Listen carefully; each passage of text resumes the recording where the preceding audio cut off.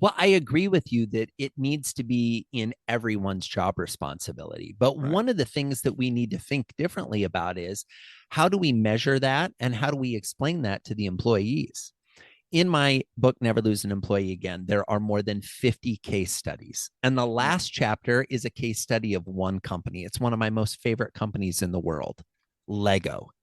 Okay. Mm. Many people listening played with Lego as a child. Some of you, like me, still play with Lego as an adult. Lego's a remarkable company. But one of the things Lego thinks very strategically about is how do we get everyone in the organization to commit to employee experience? So they actually start at the top.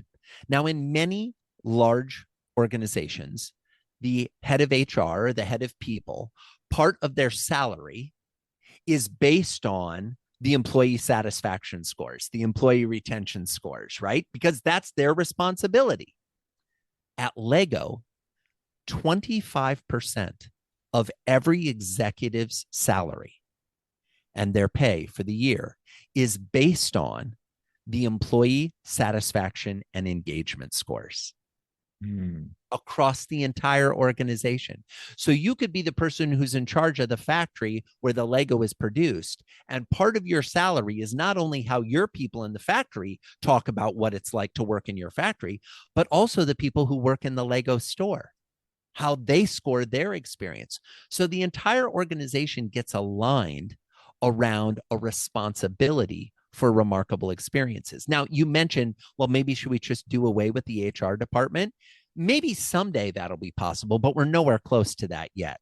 And the reason we're not close to that yet is because the typical manager, the typical leader, has no training in people. Their skills are in the functional area they work in. We see this in sales most often.